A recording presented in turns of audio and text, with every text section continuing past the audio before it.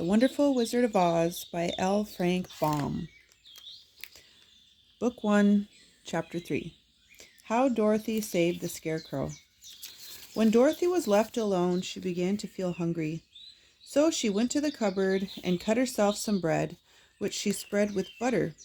She gave some to Toto, and taking a pail from the shelf, she carried it down to the little brook and filled it with clear, sparkling water. Toto ran over to the trees and began to bark at the birds sitting there. Dorothy went to get him and saw such delicious fruit hanging from the branches that she gathered some of it, finding it just what she wanted to help out her basket. Then she went back to the house, and having helped herself and Toto to a good drink of cool, clear water, she set about making ready for the journey to the City of Emeralds. Dorothy had only one other dress, but that happened to be clean and was hanging on a peg beside her bed. It was gingham with checks of white and blue, and although the blue was somewhat faded with many washings, it was still a pretty frock. The girl washed herself carefully, dressed herself in the clean gingham, and tied her pink sunbonnet on her head. She took a little basket and filled it with bread from the cupboard, laying a white cloth over the top. Then she looked down at her feet and noticed how old and worn her shoes were. "They surely will never do for a long journey, Toto," she said. And Toto looked up into her face with his little black eyes and wagged his tail to show he knew what she meant. At that moment, Dorothy saw lying on the table the silver shoes that had belonged to the Witch of the East. "I wonder if they'll fit me," she said to Toto. "They would be just the thing to take a long walk in, for they could not wear out." She took off her old leather shoes and tried on the silver ones, which fitted her as well as if they had been made for her. Finally, she picked up her basket. "Come along, Toto," she said. "We will go to the Emerald City and ask the Great Oz how to get back to Kansas again." She closed the door, locked it, and put the key carefully in the pocket of her dress. And so, with Toto trotting along soberly behind her, she started on her journey. There were several roads nearby, but it did not take her long to find the one paved with yellow brick. Within a short time, she was walking briskly toward the Emerald City, her silver shoes tinkling merrily along the hard yellow roadbed. The sun shone bright, and the birds sang sweet, and Dorothy did not feel nearly as bad as you might think a little girl would, who had been suddenly whisked away from her own country and set down in the midst of a strange land. She was surprised as she walked along to see how pretty the country was about her. There were neat fences at the sides of the road, painted a dainty blue color, and beyond them were fields of grain and vegetables in abundance. Evidently, the Munchkins were good farmers and able to raise large crops. Once in a while, she would pass a house, and the people came out to look at her and bow low as she went by, for everyone knew she had been the means of destroying the wicked witch and setting them free from bondage. The houses of the Munchkins were odd-looking dwellings, for each was round with a big dome for a roof. All were painted blue, for in this country of the East, blue was the favorite color. Towards evening, when Dorothy was tired with her long walk and began to wonder where she would pass the night, she came to a house rather larger than the rest. On the green lawn before it, many men and women were dancing. 5 little fiddlers played as loudly as possible, and the people were laughing and singing, while a big table nearby was loaded with delicious fruits and nuts, pies and cakes, and many other good things to eat. The people greeted Dorothy kindly and invited her to supper and to pass the night with them, for this was the home of one of the richest munchkins in the land, and his friends were gathered with him to celebrate their freedom from the bondage of the wicked witch. Dorothy ate a hearty supper and was waited upon by the rich munchkin himself, whose name was Bok. Then she sat down upon a settee and watched the people dance. When Bok saw her silver shoes, he said, "You must be a great sorceress." "Why?" asked the girl. "Because you wear silver shoes and have killed the wicked witch. Besides, you have white in your frock, and only witches and sorceresses wear white." "My dress is blue and white checked," said Dorothy, smoothing out the wrinkles in it. "It is kind of you to wear that," said Bok. "Blue is the color of the Munchkins, and white is the witch color, so we know you are a friendly witch." Dorothy did not know what to say to this, for all the people seemed to think her a witch, and she knew very well she was only an ordinary little girl who had come by the chance of a cyclone into a strange land. When she had tired watching the dancing, Bok led her into the house, where he gave her a room with a pretty bed in it. The sheets were made of blue cloth, and Dorothy slept soundly in them till morning, with Toto curled up on the blue rug beside her.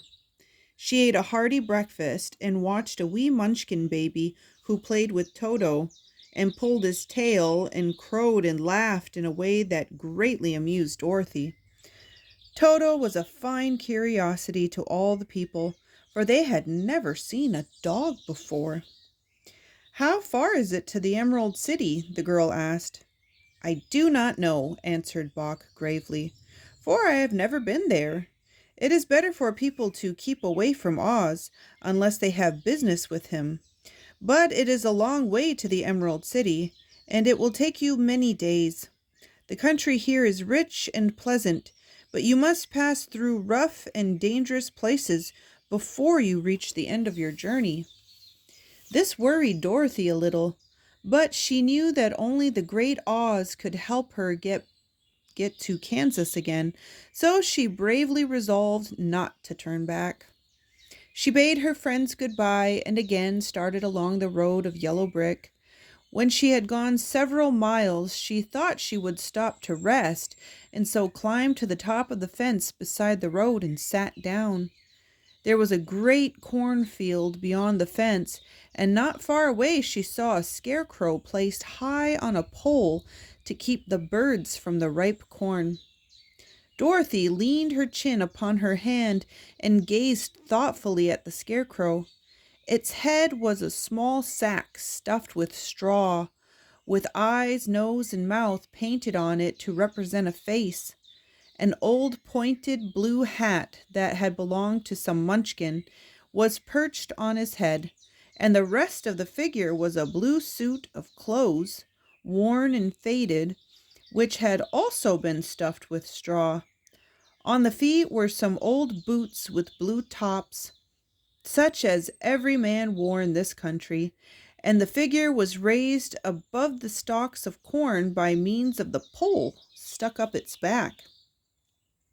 While Dorothy was looking earnestly into the queer painted face of the scarecrow, she was surprised to see one of the eyes slowly wink at her. She thought she must be mistaken at first, for none of the scarecrows in Kansas ever wink. But presently the figure nodded its head to her in a friendly way. Then she climbed down from the fence and walked up to it, while Toto ran around the pole and barked. "Good day," said the scarecrow in a rather husky voice. "Did you speak?" asked the girl in wonder. "Certainly," answered the scarecrow. "How do you do?" "I'm pretty well, thank you," replied Dorothy politely. "How do you do?" "I'm not feeling well," said the scarecrow with a smile, "for it is very tedious being perched up here night and day to scare away crows." "Can't you get down?" asked Dorothy. "No, for this pole is stuck up my back. If you will please take away the pole, I shall be greatly obliged to you." Dorothy reached up both arms and lifted the figure off the pole, for, being stuffed with straw, it was quite light. "Thank you very much," said the Scarecrow, when he had been set down on the ground. "I feel like a new man." Dorothy was puzzled at this, for it sounded queer to hear a stuffed man speak and to see him bow and walk along beside her. "Who are you?" asked the Scarecrow when he had stretched himself and yawned. "And where are you going?" "My name is Dorothy," said the girl, "and I am going to the Emerald City to ask the Great Oz to send me back to Kansas." "Where is the Emerald City?" he inquired, "and who is Oz?" "Why, don't you know?" she returned in surprise. "No, indeed, I don't know anything. You see, I'm stuffed, so I have no brains at all," he answered sadly. "Oh," said Dorothy, "I'm awfully sorry for you." "Do you think," he asked, "if I go to the Emerald City with you, that the Great Oz would give me some brains?" "I cannot tell," she returned. "But you may come with me if you like. If Oz will not give you any brains, you will be no worse off than you are now." "That's true," said the Scarecrow. "You see," he continued confidentially, "I don't mind my legs and arms and body being stuffed because I cannot get hurt. If anyone treads on my toes or sticks a pin into me, it doesn't matter, for I can't feel it. But I do not want people to call me a fool. And if my head stays stuffed with straw instead of with brains, as yours is, how am I ever to know anything?" "I understand how you feel," said the little girl, who was truly sorry for him. "If you will come with me, I'll ask Oz to do all he can for you." "Thank you," he answered gratefully. They walked back to the road. Dorothy helped him over the fence, and they started along the path of yellow brick to the Emerald City. Toto didn't like this addition to the party at first. He smelled around the stuffed man as if he suspected there might be a nest of rats in the straw, and he often growled in an unfriendly way at the Scarecrow. "Don't mind Toto," said Dorothy to her new friend.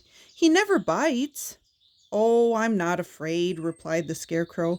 "He can't hurt the straw. Do let me carry that basket for you. I shall not mind it, for I can't get tired. I'll tell you a secret," he continued as he walked along. "There is only one thing in the world I am afraid of."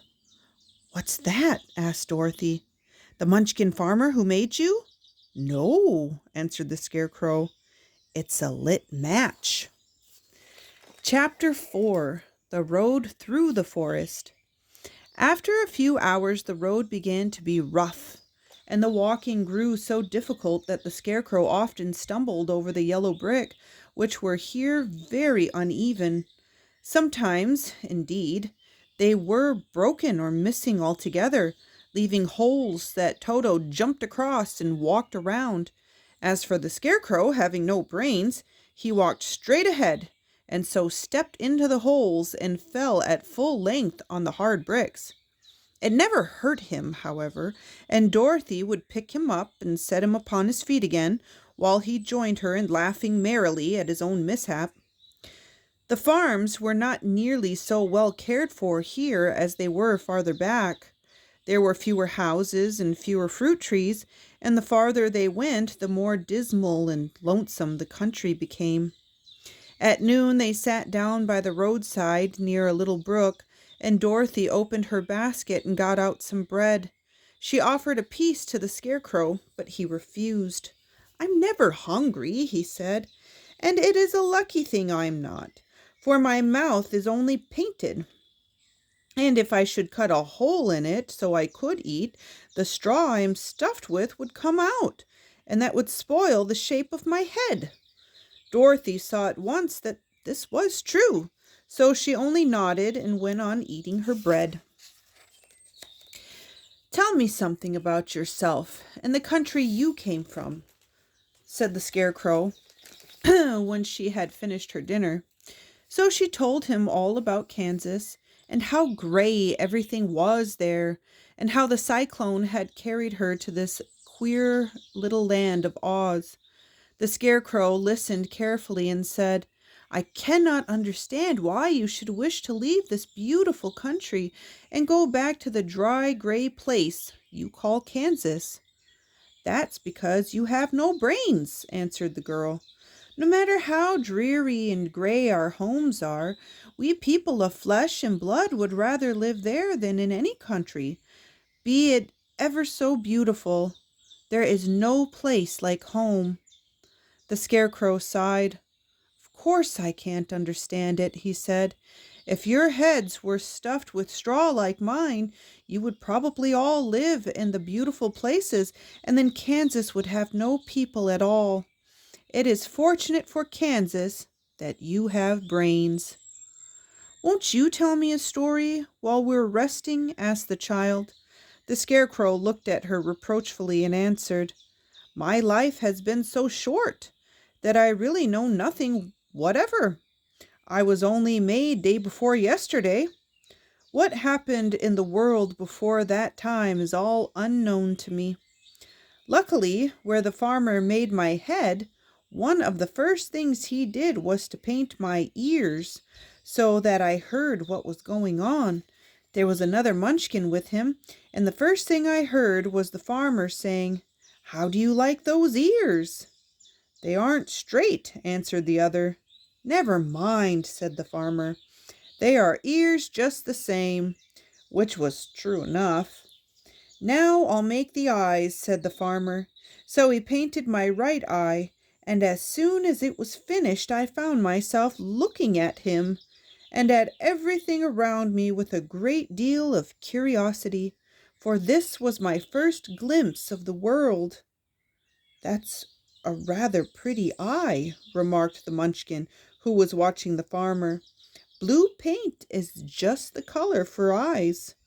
I think I'll make the other a little bigger, said the farmer, and when the second eye was done, I could see much better than before.